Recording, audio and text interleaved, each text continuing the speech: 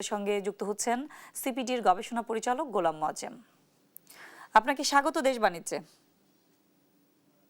ধন্যবাদ। জি, জ্বালানি তেল নিয়ে দেশের এই যে মধ্যপ্রাচ্যের যে অস্থিরতা, এটা আসলে প্রভাব বাংলাদেশেও পড়েছে। আমরা একটা ভয়াবহ ধরনের অস্থিরতা দেখতে পাচ্ছি।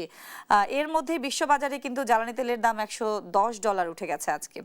এই পরিস্থিতিটা আসলে কিভাবে দেখছেন? দেখুন, এই ধরনের পরিস্থিতিতে বিশ্বব্যাপী জ্বালানি তেলের বাজারে যে ঊর্ধ্বমুখী প্রবণতা, এটাই স্বাভাবিক।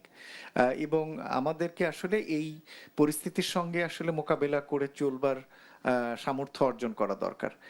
কেননা এই ধরনের পরিস্থিতিতে স্বাভাবিক সময়কালের যে চাহিদা, সরবরাহ, মূল্য, এগুলো হয়তো ম্যানেজ করা কষ্টকর। সুতরাং এই বাস্তবতাটিকে আমাদের মেনে এই সময়কালে যে আমাদের এখানে রেশনিং হচ্ছে, সেটা যেমন বাস্তবতা।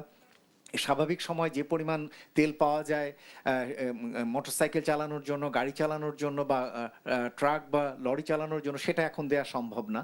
কেননা এখন চাইলেও যে কোনো জায়গা থেকে নতুন করে আনাটাও কষ্ট সাপেক্ষ। তারপরেও ইতিবাচক যে হরমুজ প্রণালীতে যুদ্ধ শুরু হওয়ার আগেই যে জাহাজগুলো ছেড়েছিল, সেই জাহাজগুলো ইতিমধ্যে বন্দরে খালাস করতে শুরু করছে।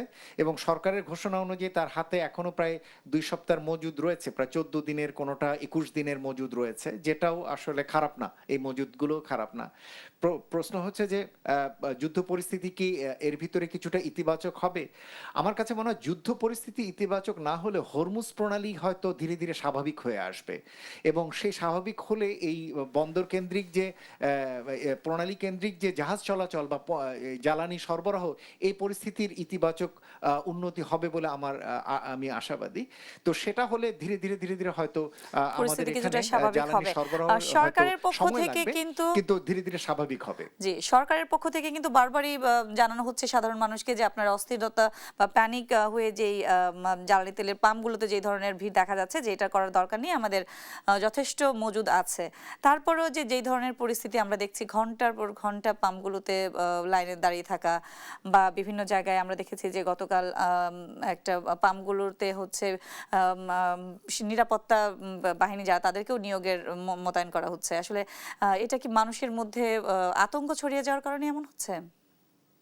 আমাদের দেশে মানুষ স্বভাবতই কিছুটা গুজব প্রবণ, এবং আমাদের দেশে প্রকৃত তথ্য উপাত্তের ব্যাপারে আস্থার অভাব রয়েছে। ফলে সরকারি যতই বলছেন যে স্বাভাবিক আছে, তারপরেও তারা এক ধরনের তথ্যের উপরে আস্থা রাখতে পারেন না। সরকারের যেটা করা দরকার সেটা হলো নিয়মিত প্রতিদিনই সরকার যদি একটা ব্রিফ চালু করেন, অন্তত মিডিয়াতে, নিউজ মিডিয়াতে গিয়ে, পিক আওয়ারে গিয়ে, যেমন আমরা কোভিডের সময়কালে দেখেছিলাম যে প্রতিদিনই একটা করে ব্রিফ হতো। এরকম করে যদি তারা একটা ব্রিফ করেন এবং সেখানে যদি জানান যে আজকে কি পরিমাণ জ্বালানি ডিপো থেকে রিলিজ হয়েছে, বিভিন্ন জেলাতে কি পরিমাণ সরবরাহ হয়েছে, কি পরিমাণ জেলা ভিত্তিক কি পরিমাণ ট্রাক, মোটরসাইকেল, এগুলো থেকে কি পরিমাণ নিতে পেরেছে, এই ধরনের তথ্য, এবং কি পরিমাণ মজুদ আছে, কি পরিমাণ আমদানি, সাগরে আমদানি হচ্ছে, কি পরিমাণ চিটাং বন্দরে হচ্ছে, রিলিজ হচ্ছে, এই তথ্য উপাত্তগুলোও যদি নিয়মিত দেওয়া হয়, তাহলেও কিন্তু আমার ধারণা যে পরিস্থিতির ব্যাপারে আগ্রহ তৈরি হবে। পাশাপাশি সরকার কিন্তু, আমরা জানি যে বিভিন্ন দেশের সাথে এই মুহূর্তে তার একটা জুন পর্যন্ত চুক্তি রয়েছে। এর বাইরেও বিভিন্ন দেশের সাথে এখন বিভিন্ন দেশ থেকে কিন্তু ইতিমধ্যে চট্টগ্রাম বন্দরে বেশ কিছু তেলবাহী জাহাজ এসে পৌঁছেছে, আসছে, পথেও আছে।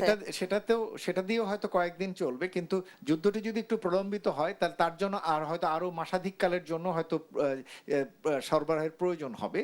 তো সেটার জন্য বিভিন্ন দেশের সাথে যে চুক্তিগুলো করার চেষ্টা হচ্ছে, সেই পরিস্থিতিগুলো এবং সেখানে কি পরিমাণ এগ্রিমেন্ট হয়েছে, এই তথ্যপাত্রগুলো আমরা মনে করি যে সরকার নিয়মিত দৈনিক ভিত্তিতে অন্তত মিডিয়াতে তারা জানাতে পারেন, প্রেস রিলিজের মাধ্যমে অথবা নিউজ ব্রিফিং করে। তাহলে আমার ধারণা জনগণের ভিতরে একটা আতঙ্ক, যেটা এটা স্বস্তি ভাব আসবে। আমরা আমাদের একটা প্রতিবেদনে দেখলাম যে কন্টেনার ভাড়া বাড়িয়েছে শিপিং লাইনগুলো।